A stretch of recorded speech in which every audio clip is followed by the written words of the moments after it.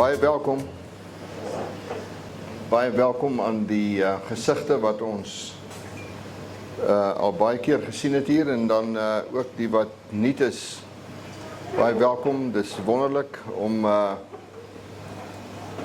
hierdie groep mense hierdie tyd van die dag hier te hê. Dis baie kosbaar. Dis 'n voorreg om te kan lewe. Ek gaan nie daaroor praat nie, maar ek dink ek moet dit net sê. Ek kry gisteraand stuur my vrou vir my 'n WhatsApp van 'n vriendin van haar se dogter wat in die hospitaal lê met kanker, maar sy is in 'n baie treurige situasie. Sy het klein kindertjies, geweldig pyn. En ek dink nou daaraan, iemand het 'n opmerking gemaak, ons het meer goed as sleg wat op ons pad is, te dink ek aan haar. En net een ding oor wat tel in 2025, voor ek aangaan na die res van hierdie gesprek toe is, moet niks van selfsprekend aanvaar nie. Die ding wat jy doen vanmôre, die opstaan, die draai wat jy loop vanmôre op pad hiernatoe, die inklim in jou kar en die ry en hierdie, en dan in die 100 goed wat vandag gaan gebeur, wat ons van selfsprekend aanvaar, moet dit nie van selfspreek nie. Jy kan die Here dank vir elke tree wat jy gee, self. Elke ding wat jy doen. Daar's iemand op die aarde wat daai ding nie kan doen nie. Sy sê in hierdie WhatsApp, ek mis my man, want hulle kom van iewers in Oos-Transvaal. Julle weet ten minste waar dit is. So hy kan nie die hele tyd by haar wees nie, sy mis haar kindertjies. En sy het verskriklik pyn. En ek dank nie die Here elke dag dat ek hier pynloos kan staan.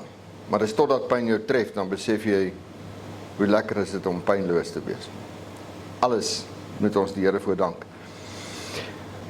Wat tel in 2025? Jy kan dalk mense wees wat die storie gehoor het, baie onlangs. Maar in die dorpie Rossenville was 'n vrou, en sy is onlangs oorlede, en naam van Gladys. Nou, ietsie oor Rossenville, dit is die dorpie met die hoogste alkoholsindroom syfer in die wêreld, want daar betaal die boere met die wyn. Hoogste alkoholsindroom in die wêreld.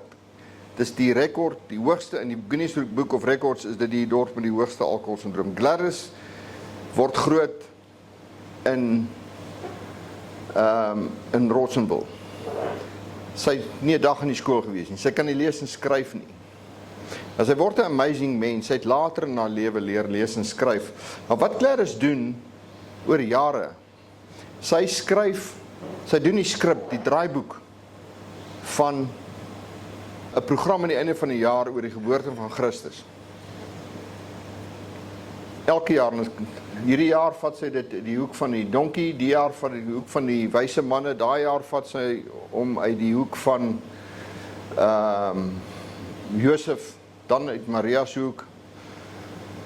Nou die jaar is haar seun Nicolaas is ook in die toneelspel. Maar Nicolaas praat nie. Hy kan praat, het hulle later uitgevind. Hy's net te lui om te praat. Hulle het hom dokters toe gevat om te hoor het hy 'n spraakprobleem. Toe sê hulle nee, hy eintlik 'n wyse man wat niks sê nie. Jy weet? Ek praat baie maklik en soms beny ek ouens wat glad nie praat nie. Maar ek is daarom bly om, jy weet, wat ek kan sê, kan gee vir my koffie aan of soos, maar die ouens sê niks nie. Maar jy bly baie moeilikheid as jy jou mond kan hou. Maar Nicolaas praat niks. Maar hy is ook in die toneel. Sy rol is om Josef en Maria klop aan die deur van die herberg. Nicolaas se rol is om die deur oop te maak en te sê hier's nie plek nie en die deur in hulle gesig toe te slaan. En toe klop Josef 'n tweede keer. Dis alles deel van die skrip. En hy maak die deur oop, hy sê hier's nie plek nie en hy slaan die deur toe. En Josef wag so 'n klein rukkie en hy klop weer. En Nicolaas maak die deur op, hy sê kom en ons gaan 'n plan maak. Nou, daai oomblik mors hy die hele storie op. Van daai moment af gebeur niks. Hy loop na die gehoor toe, hy sê, wie het water hierso, party ons het bietjie ouers daar, kombersies, kussings, en hy maak vir Maria 'n bed. Wat is die storie hierso? Is dat die skrip wat oor jou lewe geskryf het, hoef jy nie te volg nie. Jy kan uit die ding uitbreek. En Nicolaas breek daai dag uit hierdie skrip uit. Hy voeter die toneel heel op. Die wyse manne het skielik nie meer 'n rol nie. Josef is verbaas, hy weet nie wat om te doen nie, want hy moes nou nog iewers na 'n skaapstal toe gaan. En almal staan rond, want hierdie ouetjie, hy kon dit nie meer vat om met deur in 'n ander ou se gesig toe te slaan nie. John, jy's natuurlik heeltemal laat. Nee, jy is vroeg. Ja, dis ook waar, maar ek moet sê, hy kom van ver af. As iemand dink jy kan hy kans vat. Ons het reeds 5 minute grasie gegee. John, ek gaan nie hierdie storie oor vertel nie. Jy moet maar kom koffie drink by my kantoor as jy wil weet. So hy skryf, hy skryf 'n ander skrip in sy lewe. In Markus 10 gebeur daar 'n ding. Jesus loop uit Jerigo uit. En daar sit 'n man langs die pad, Bartimeus. Nou ek het al baie oor Bartimeus gepraat selfs hierso. Dis een van die mees aangrypende stories vir my. Hy sit langs die pad en hy hoor Jesus kom verby en hy sê, Jesus, seun van Dawid, wees my barmhartig.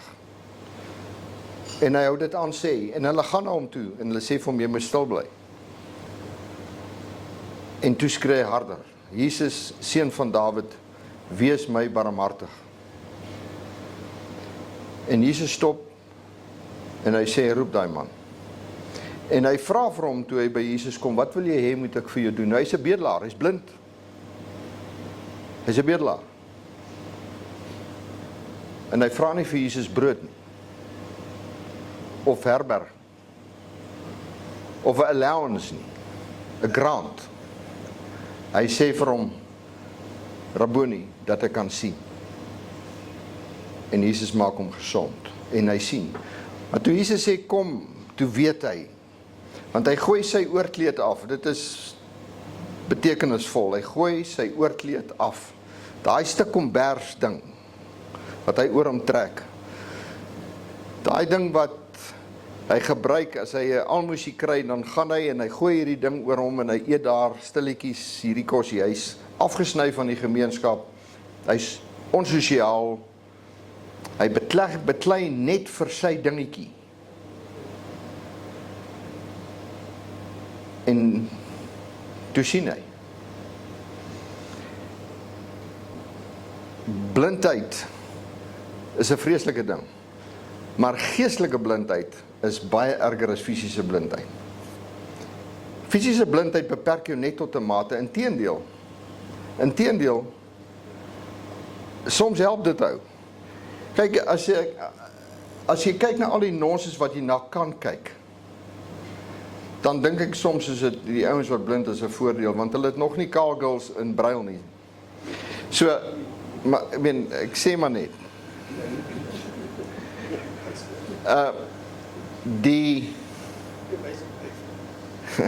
Ek weet nie wat jy gesê het nie, maar moet dit liewer nie sê nie. Die feit is, dis baie goed wat 'n mens se aandag trek. So geestelike blindheid is baie erger. Ek meen, die blinde ouens gaan een van die dae kan ry ook, die karre wat self bestuur. Ek weet nou nie op Suid-Afrikaanse paai nie, want gister wat die pad nog reg was, gaan jy hierdie AI dalk flous. Maar dit maak nie lig van blind wees nie. Maar geestelike blindheid is baie erg. En dit ontneem jou, soos Bartimeus, van die lewe. Geestelike blindheid. En daarom bid Paulus in Efesiërs, sê hy vir die gemeente daar, hy bid dat die Here aan ons die gees van wysheid, en hy sê dit vir ons, dit staan in God se woord vir ons geskryf, dat die Here vir ons die gees van wysheid en openbaring en kennis van hom mag gee. As daar een ding is wat ons die Here kan vra, is Here, laat my sien. As jy die Here kan sien vir wie hy is, dan mag gaan dit als oop. Dis die ding. Hy bid vir verligte oë van ons verstand, sodat julle kan weet, ek gaan nie oor elke ding 'n klomp goed sê nie, luister maar net en hoor, dat julle kan weet wat die hoop van sy roeping is. Jy weet, is aan mekaar goed wat ons nou kom, aan mekaar, en dit is die goed wat ek praat net nou van een aspek, maar ons kry nuus elke dag, en ons is baie goed om te weet wat gebeur, en wie sê wat. Maar weet julle wat is eintlik irrelevant? Wat 'n mens sê, is eintlik irrelevant. 'n Mens is eintlik 'n beteterde ding. 'n Godlose mens is eintlik net 'n jammerenswaardige geval, of hy 'n president of 'n koning is. Hy is jammerenswaardig. So eintlik kan jy hom ignoreer. Wat hy sê is irrelevant. Maar ons is besig met hulle, en hierdie ouens, en ons praat met mekaar, het jy gehoor wat die ou sê? Jou roeping, die hoop van jou roeping, jou uniekheid, dit wat God in jou sit, dis 'n ontdekkingsreis wat ons moet neem met hom, laat hy dit in jou openbaar. En wat die rykdom van die heerlikheid van sy erfdeel is, God se erfdeel, dit wat Christus nagelaat het, vir ons erfdeel, onder die heiliges. Wat is die heiliges? Ons heilig hierso? Niemand nie. Hulle wat Christus aangeneem het, word heiliges genoem. Dis sy heiligheid, gee hy vir ons, as ons dit aanneem. Wat is die rykdom daarin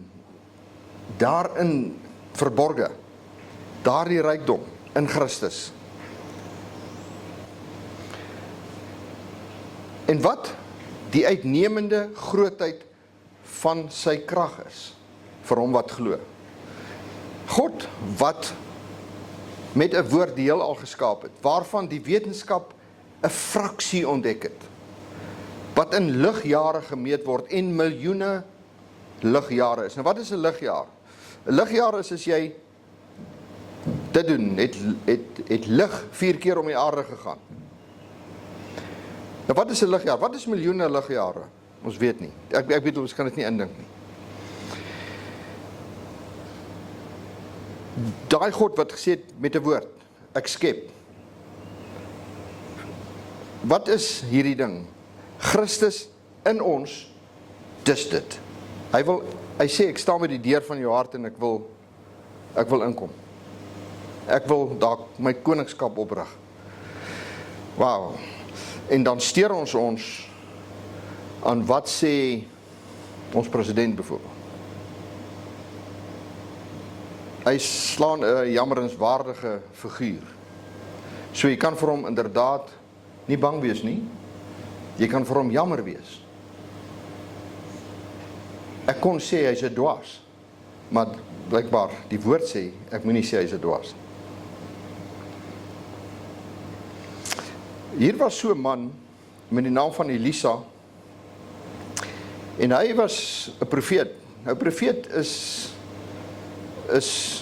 'n geesgedrewe mens, nie 'n ou wat die toekoms voorspel nie. Dit is 'n ou wat waarheid praat. Onstopbaar die waarheid praat, maar die koning van Aram het eksepsie geneem van wat Elisa gedoen het en gesê het, ook vir hom.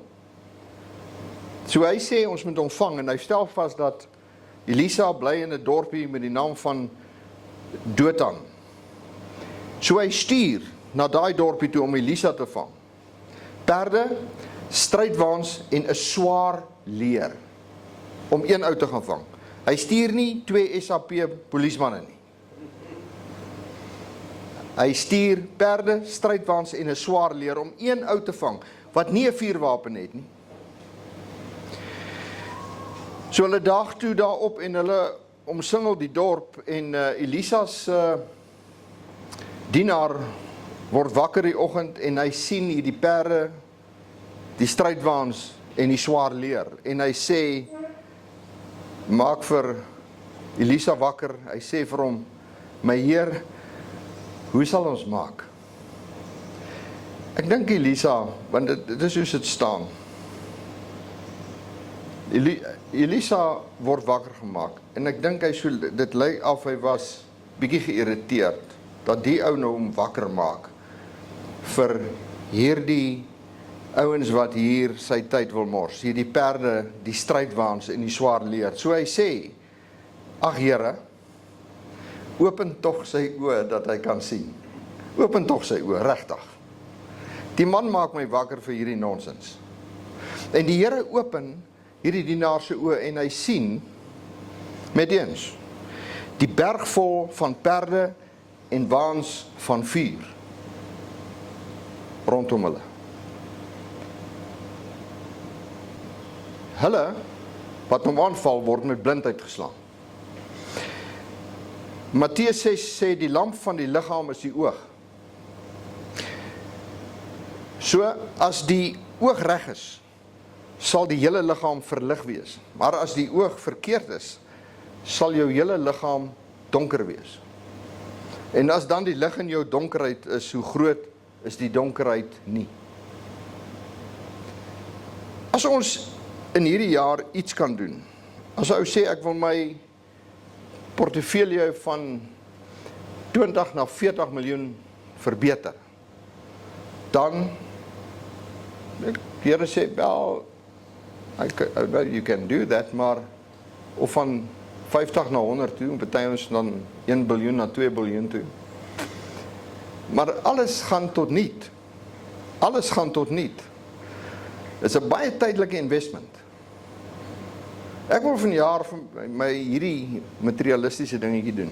Alles gaan tot niet. En ek is vreeslik jammer vir 'n ryk, en daarom is ek is ook baie ryk.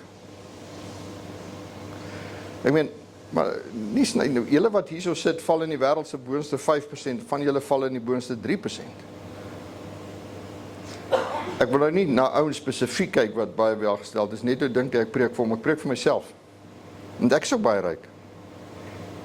Ek meen, ek kan vir jou 'n paar kriteria gee wat sê, as jy ryk is, kan jy dit doen, en dan is die weinig van hierdie ouens wat nie daaraan voldoen nie. Alles gaan tot niet. Maar soos Bartimeus moet ons doelwit wees dat ek kan sien.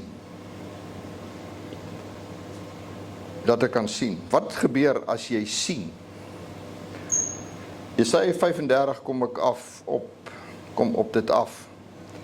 As die oë van die blindes geopen is, wat sal hulle sien? Hulle gaan die heerlikheid van die Here sien. Wat gaan jy sien? 'n God wat alle ongeregtigheid vergewe. Ek weet nie of julle al die las van sonde in julle lewe gevoel het. Die las, die gewig van sonde. Ek het dit al gevoel. As iemand vir my sou sê, daar staan jy, Gerard, onder daai gewig.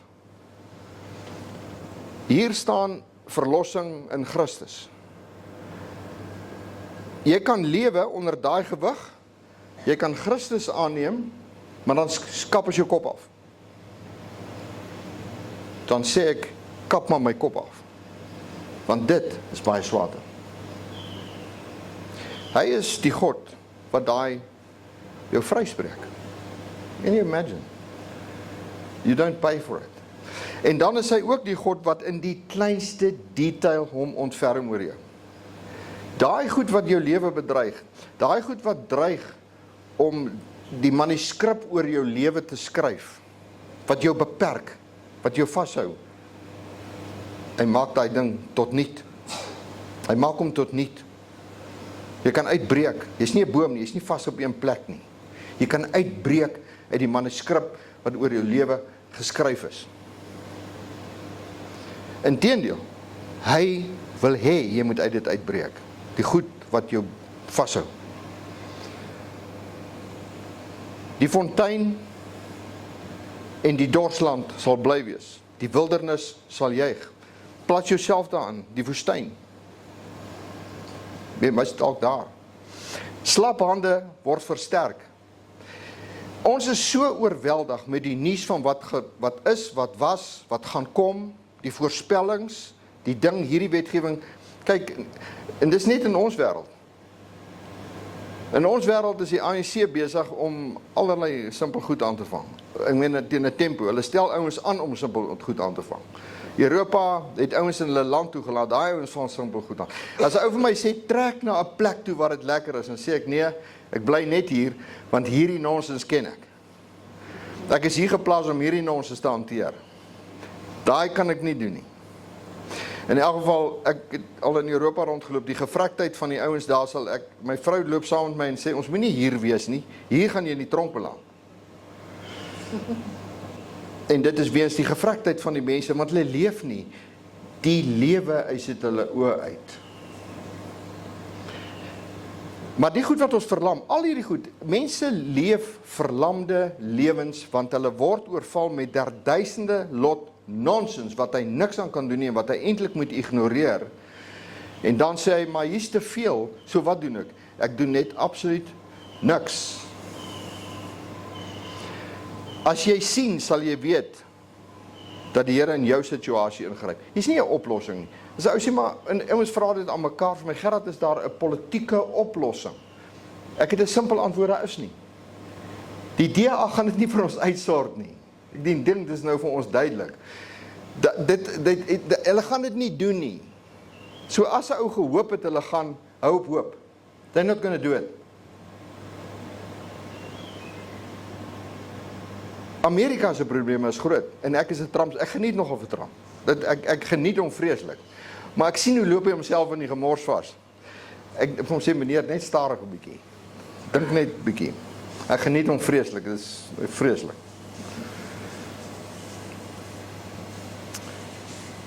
In jou woestyn breek waters uit, hier in die Waterberge. Was 3 maande terug daar. Dit was so droog, die damme is leeg. Water moet aangery word na wild toe. Kos moet gekoop word vir die wild, maar is gekoopte kos, dus kan nie genoeg gee nie. Die bokke vrek, die koedes met die langhorings is dood. Hulle is dood, hulle het dit nie gemaak nie. En nou was ek daar 2 weke terug, die waters loop uit die berg uit. Die waters loop uit die berg uit. Dis wat Christus kan doen. Die gloeiende grond, daai plek, die gloeiende grond, verskroeide grond is wat jy nie met jou kaalvoete op kan staan nie. Die Here sê vir daai grond, gee ek 'n waterplas. En daar waar jy geen pad sien nie, word vir jou 'n groot pad. Die Here sê mos, ek het gekom, dat jy lewe en oorvloed kan hê, now and forever. Dit is in Christus. Die pad, op die pad, sê die Here, Jesaja sê, selfs die dwaase, as jy dink, ek is nie so skerp nie, selfs jy sal nie dwaal nie. Vriende, dankie dat jy my gekyk het. Callie sit en voorberei terwyl ek praat. Terwyl Gerard nou sê, ek berei voor terwyl hy praat, julle weet hoe dit hier werk. Een van ons moet eerste praat, die ander een tweede. En die enigste rede hoekom ek tweede praat, is die ou wat tweede praat moet hyperintelligent wees, om dit wat in die eerste ou se gesprek uitgekom het, uit te filter en weer nuwe goed in te filter. En dis die rede hoekom ek tweede praat, daar is nie regtig 'n ander rede nie. Kan dit vir jouself uitdink, want ons berei nie eintlik voor vir die geleentheid nie, ons doen dit net. So jy weet nooit wat kom nie. En dis die lekker ook van hier wees. Ek persoonlik dink die waarde van hierdie gesprekke lê daarin dat dis nie wat ons sê hier nie. Dit stimuleer 'n ander gesprek aan die tafel en nou word dit 'n ander gesprek in 'n ander koffieshop en die naweek is 'n gesprek by die huis of die familie en dis die waarde van hier wees. Dit is 'n vorm van dialoog, 'n vorm van gesprek en wat ek dink dit vir ons besonders maak is, ons het nie 'n agenda nie, ons doen net Ons doen dit net 1 keer 'n maand vir die lekker. En ons sal hierdie jaar daarmee aanhou solank as wat dit vir ons moontlik is. So die tema is, jy weet, wat 2025, wat tel? En as ek dink aan 2025 wat by my opkom, dan klink dit vir my kwantumspronge vorentoe. En hier is 'n vreemde paradoks. Kwantumspronge vorentoe in terme van tegnologie. Baie groot. Dit is asof daar in die mediese wêreld deurbrake gaan kom wat groot is. Dit word geantisipeer. Elon Musk. Musk het nie remme nie. So hy wil in die kommersieel in die ruimte ingaan. En 2025 is alle waarskynlikheid daai jaar. In die landbouwêreld is daar biochemiese ontploffings wat gaan gebeur, wat baie goed rondom voedselverskaffing sou kon verskans. Daar is al hoe meer skoon transport en dryf. En my grootste vrees is daai V8 Land Cruiser van my, dat hulle hom by my gaan wegvat, omdat hy te veel diesel gebruik en te veel geraas maak voor ek 80 is. En dis 'n wedloop tussen my en my Land Cruiser om te kyk wie gaan dit maak tot op 80. Want sê nou net, die wêreld draai teen my. Julle verstaan daai spanning, né? Maar net ons wat sulke karre het, stres oor daai goed. Ek vermoed, daar gaan enorme ontsluiting kom rondom wateroplossings, wateralternatiewe, watergoed, want dit raak moeilik. En ek dink so hou die lys aan en aan. Iets soos AI, kunsmatige intelligensie, wat my eintlik half angstig maak, en ek hou nie baie van die gedagte nie, gaan alle waarskynlik my vernoot moet word in hierdie jaar. En dis vir my scary goed, is dit nie? Dis alles kwantum goed. Maar hier is die, volgende generasie fone, my 5G foon, dit wil klink asof in sekere gevalle die 6G foon 100 keer vinniger gaan wees as my foon wat nou op my tafel lê. 100 keer vinniger. En dit gaan die volgende generasie wees. Hoe scary is dit? Nou, en hier is vir my die paradoks, terwyl daar hierdie kwantum goed is, en dit tot voordeel is van baie, is daar die ander kant van hierdie muntstuk. 'n Wêreld wat ek dink 'n angstigheid het rondom konflik, moontlike konflik. Ek dink Afrika tot 'n groot mate kan en gaan na binne ontplof. Ons is nie ingelig oor Afrika nie. En nie een van julle weet noodwendig, miskien les dalk, maar nie een van julle weet noodwendig hoe baie turbulensie is daar net op hierdie kontinent rondom stabiliteit en vooruitgang en jy weet die konflikte wat daar is en hoe mense oor hierdie goed dink. Die Ooste en die Midde-Ooste hoef ek nie oor te praat nie, die islamitiese invloed hoef ek nie iets oor te sê nie.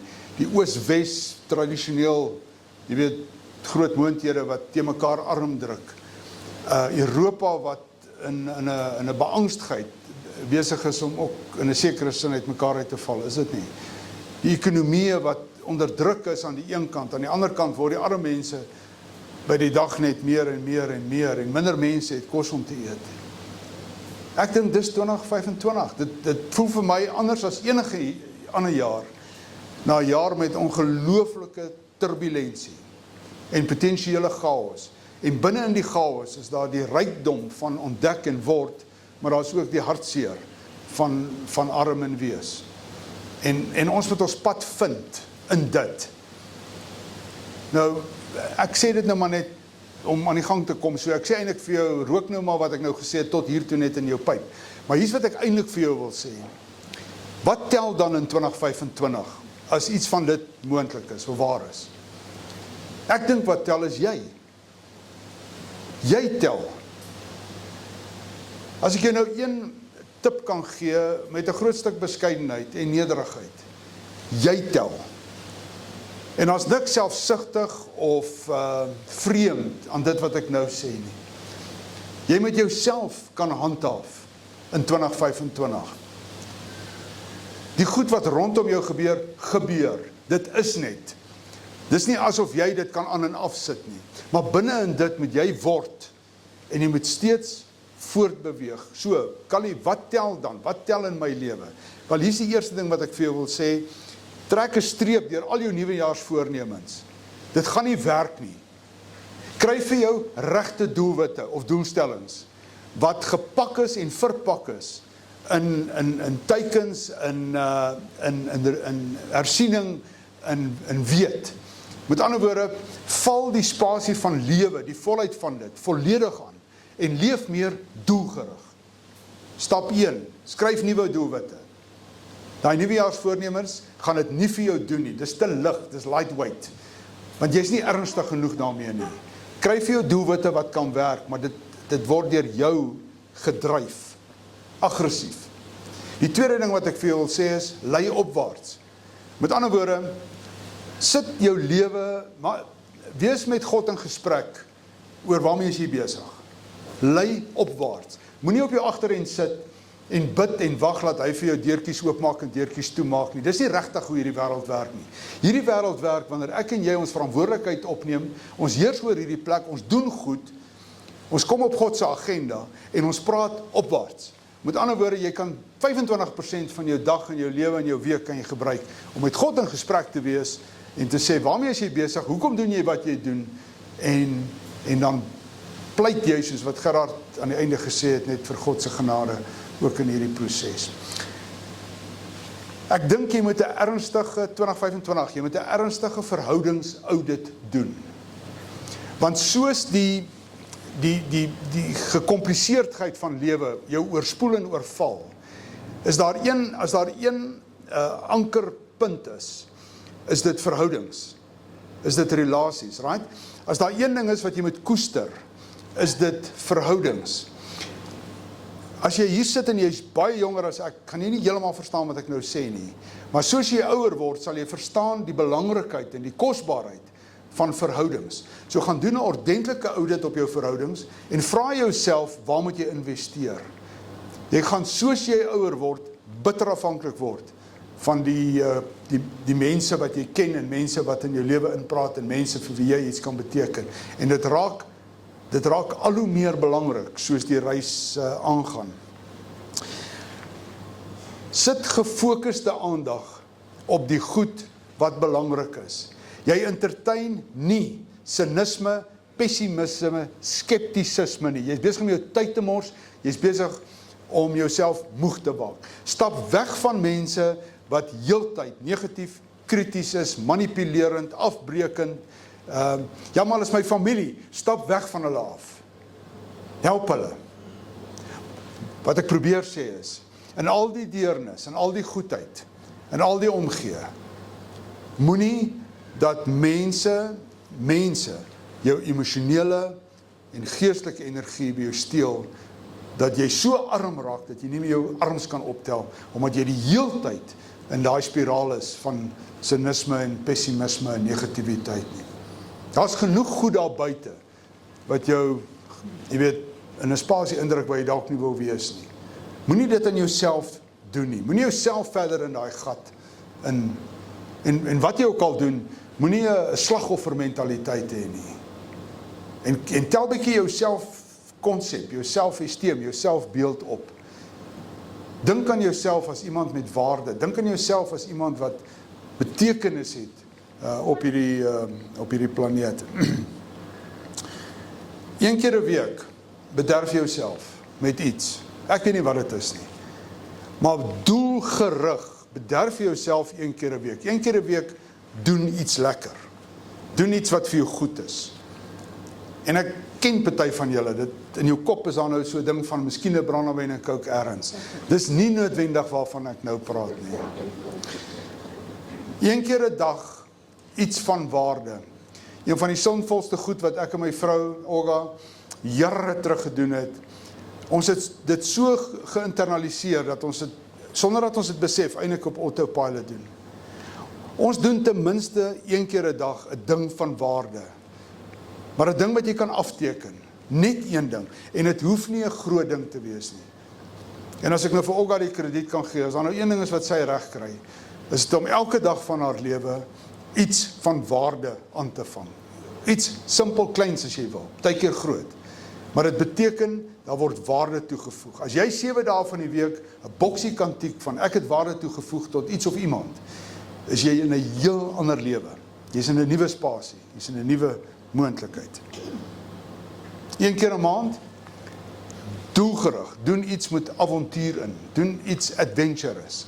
Ek het 'n beangstigheid in my oor die goed wat Olga uitdink en wat sy my forceer om te doen, min of meer een keer 'n maand, wat my uit my gemaksone uithaal, want sy is bloody goed daarmee, om my na goed en plekke toe te vat waar ek nie wil wees nie. Maar daar's 'n element van adventure daar, wat vir die mens goed is. Moenie die gees van avontuur, die gees van adventure in jou laat doodgaan, deur nie self te speel soontoe nie. Dis eenvoudige goed baie keer, is dit nie? Maar daar moet 'n bietjie avontuur wees. En dan, as ek mag, en ek hoop ek sê dit reg, ten minste een keer 'n jaar, doen jy doelgerig, doelbewus iets wat regtig 'n groot avontuur is, wat jou heeltemal uit jou gemaksone uitvat. En toe dink ek nou gistermiddag toe ek hierdie voorberei, wat sal ek vir julle sê as 'n voorbeeld? Hier's 'n voorbeeld uit ons eie lewe uit. So ons het einde laas jaar langs die Kwandu rivier op, dis die grens tussen Angola en Zambië, het ons die grens gekruis in Suidoos Angola in. En ons het daar met waar die ou UNITA basisse was, opgery, die mooiste bos, die bos het die plek teruggevat. Jy weet, soldate kan maar in hierdie wêreld ingaan en alles afbreek nie, maar jy weet, as hulle klaar is daar baie, daar's baie gate en daar's baie goed. Dis amazing om te sien hoe daai bos dit teruggevat het. Jy kan dit nie glo nie. Troppe olifante van 200, swartwit pense, troppe, leeu's, wildehonde in die suidooste van Angola. Die res van Angola het nie wild nie, hulle het nie voëls nie, hulle het alles opgevreet, maar in daai park, dis 'n park 1,5 keer die grootte van die nasionale kreerpark, né? Een pad wat so deurloop. Die ou UNITA basis is daar op na Jonas Savimbi se plek toe. Goed of sleg maak nie saak nie. Maar ons kruis daar op. Maar ons doen dit 4 karre, 5 karre met 'n illegal grenskruising. En dan weer ons stamp nie paspoorte nie. En ons gaan plak vir 5 dae in Suidoos Angola in die bos. How's that for adventure? Alright? Wat ons nie mooi deurdink het nie, wel ons het nou die grens gekruis daai kant, hoe kom ons weer terug? Want ek meen jy moet nou terugkom ook sonder 'n paspoort. Copy? Ja, maar kan jy seker met die Angolese gepraat? Ja, ons het met hulle gepraat en ons het vir die ou by Manong gesê ons kom, hy's 'n administrateur. Sê vir hom, geef ons 'n briefie. Hy sê nee, hy doen nie briewe nie. Gaan maar net. Ek sê julle cover as julle in die moeilikheid is. Gaan jy dit doen? Sommer? En nou dat ons dit gedoen het, draai wat? Jesus, was lekker. Eerste betaalde gaste in die geskiedenis van die park, 2000 jaar na Christus, die eerste betaalde gaste van die suide in die park, in die geskiedenis van die park, is ons. Ons name staan op 'n papier geskryf. As ek weer opgaan, gaan ek 'n gedenkmuur daar opsit. First paid guests in the history of the stupid story. Weet jy wat? Een van die lekkerste goed wat ek nog in my lewe aangevang het, of een van die beste goed. Dis mooi daar. Dis lekker daar. Dis Afrika. Dis adventurous. Dis 'n bietjie risiko, dis bietjie strek. Ek probeer op 'n manier vir jou sê, moenie soos jy ouer word, so bang word dat jy nie meer vir so iets kan sien nie. Ek hoop dit maak sin. En dan het ek natuurlik nou 'n vrou wat nie remme het nie, so ons sy worry oor niks nie, so daar gaan ons. Geen gekerm oor goed buite jou beheer nie. Ek het dit al hoeveel keer gesê, ek jammer ek moet dit nou weer sê, 80% van julle lewensenergie gaan na goed toe waar jy nie veel kan doen nie. 20 na die bietjie wat jy kan doen. Draai dit net om. Draai alles net om. 80 na binne en 'n bietjie na buite. Maar moenie te veel gee vir die goed wat jy niks aan kan doen nie. Oefen, fisies. Het gaan nie werk nie, want dit staan ons in jou nuwejaarsplannetjie, is dit nie? Jy wil ons nou om die blok stap. Jy kry dit nog nie reg nie, want dit is te besig. Die jaar het met 'n bang weggespring, en voor jy weet, is al daai goed op die backburner, of nie. Laat oefen soos 'n stokperdjie word, is 'n kopding. Met ander woorde, oefen wat vir jou lekker is. Gaan haal die lekker in die stokperdjie. Soveel so dat jy daarna uitsien. Ja, dis effort, maar hou in jou gedagte dat if I can say it in English, consistency will always outperform intensity. Ons wil baie keer die intensiteit van die goed opjaag en ons wil meer en verder en vinniger. Die kuns is om dit elke dag te doen, elke week, elke tweede dag en om daai ritme te behou tot dit vir jou lekker word, tot dit deel word van wie jy is. Ek het in my lewe nooit fiets gery nie want ek het maar gehardloop en ander goed gedoen. En op 'n stadium kan ek nie meer hardloop nie, nou trap ek 'n fiets. Ek het nou skone beangstigheid as ek nie kan fiets ry nie, want dit is asof die lekker by my weggevat word. Dis nou vir my 'n lekker ding om te doen. Vir 'n ander ou sal dit wees rolbal speel, vir 'n ander ou sal dit wees om die blok te gaan stap. Vir my is dit nou om net op daai fiets te klim en die ding te ry, sodat ek dit kan geniet. So, my oefen word my stokperdjie, my oefen word lekker. As jy daar kan kom, het jy 'n kans. En daar's min dinge wat jou so gaan verskans later in jou lewe as net gesondheid. Net fisiese gesondheid. Dit werk terug, dit beïnvloed jou emosionele toestand, dit beïnvloed jou geestestoestand, dit beïnvloed 'n enorme klomp goed, jou intellektuele skerpheid. Alles word beïnvloed deur jou vermoë om so nou en dan 'n klompie bloed en adrenalien deur die stelsel te jaag. Alright. Inteendeel, dit maak jou gesond. Ek het hieroor nogal gedink, finansies. Ek het weer oor die tyd verloor. Ek is amper klaar, finansies. Ek weet nie hoekom ek dit sê nie, en ek weet nie wat ek vir jou sê nie, ek weet nie wat ek vir myself sê nie. Maar verskans jou finansiële bates. Moenie roekeloos raak met finansies nie. Spaar. Maak jou skuld dood as jy kan.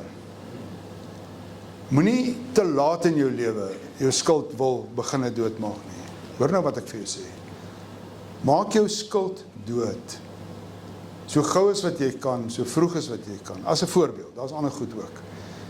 Maar buffer jouself finansiëel, want ek dink ons gaan tog in moeilike tye gaan. En ek dink finansiëel gaan ons maar onder druk wees. Miskien nie jy persoonlik nie, maar rondom ons gaan ouens swaar kry, finansiëel. So moenie jy ook nou nog in daai gat intrap nie. Pas die goed wat jy het tog op en spandeer oor jou kundig. My skoonma is 90, sy is nog heel skerp met tegnologie, baie frustrerend skerp. Ek hoop nie sy sien hierdie video nie, maar sy skerp. Maar sy is 90 en sy ry nog haar kar en sy doen nog goed. Sy het hierdie week vir die eerste keer vir 'n chiro gegaan, chiropractor. Okay, op 90. Sê tog iets, is dit nie? Wat ek vir julle sê is, bly by met tegnologie. As jy van 60, 70 af stadig raak met tegnologie, jy kan nie meer catch-up doen nie. Jy kan nie meer jouself, Olga is miskien weer 'n voorbeeld, sy leer haar kleinkinders van tegnologie. Sy bly voor die kinders. Nie doelbewus nie, sy is net voor hulle. Sy is skerper as hulle. En dis eintlik waar jy wil wees 60, 70, 80. Moenie te ver agterraak met tegnologie nie. En 2025 is dalk 'n goeie jaar om daai kopskuif te maak. Resilience, vasbyt, veerkragtigheid. Jy moet dit oefen. Jy moet fiks word vir lewe. Jy moet fiks word vir 'n fight. Ek weet nie wat die fight vir jou is nie. Fight kan baie goed beteken. Maar as jy jouself nie oefen vir die geveg nie, gaan die vyand bo oor jou hardloop. So wat die geveg ook al in jou kop is, wat die goed is wat vir jou belangrik is, bou resilience, bou veerkragtigheid in dit, oefen dit wat met ander woorde vir jou belangrik is, right? En dan die laaste ding wat ek wou gesê het is, ek dink in Engels sal ek sê, daar's nie 'n lekker Afrikaanse woord altyd vir dit, but continuously create a sense of purpose. 'n hoër doel. Hoekom is ek op hierdie planeet? Wat maak ek nog hier? Wat maak nog sin met waar ek nou in my lewe is? Wat maak sin in hierdie land waar ek is? Wat is dit wat ek sinvol by kan betrokke raak en mee kan besig wees? Wat is die goed wat significance gee, wat betekenis gee? Betekenis, sinvolheid. Daar is niks so motiverend as die hoër vlak van doel, in Afrikaans gesê. Daar is niks so motiverend as om 'n rede te hê vir lewe, 'n rede vir bestaan, 'n rede vir doen, 'n rede vir wees. Nie geld nie, niks gaan jou vat na waar jy behoort te wees. So maklik en so kragtig as om 'n sinvolle bestaan te voer. Maar sin of sinvolheid, of die Engelse woord purpose, kom nie na jou toe nie. Jy gaan na dit toe. En daar's 'n misterie in die mens se wees, en dit is dat in elkeen van ons is daar hierdie hinkering en hierdie soeke na sin en betekenis. En partykeer speel dit uit in 'n geestelike ding. Met ander woorde, jy somehow kom nader aan God, en dan is daar vir jou nuwe moontlikhede en 1000 ander goed. Ek dink dit is meer as dit. Dis nie om net nader te kom na God toe. Dit is nie sin nie. Sin is om te gaan leef dit wat is, en ook dit wat God is in jou, in 'n wêreld wat jy oor aangestel is en ek oor aangestel is, om sinvol mee om te gaan. Taai tye. Maklik, eenvoudig? Nee, jy moet daai spasie aanval. Jy moet hom aanval. So, as ek in hierdie turbulente jaar kan sê wat is belangrik, dan sê ek jy is. Wat tel? Jy tel, ek tel. En dis 'n jaar. So sterkte, ek hoop is 'n lekker opwindende jaar vir elkeen van julle. En geniet die ontbyt. Ons reëling hier is, ons bid nie hier nie, ons bid sommer daar by die tafel as julle wil. Ons geniet dit, kuier 'n bietjie, en dan sien ons mekaar oor 'n maand of so. Dankie, dat dit met julle goed gaan.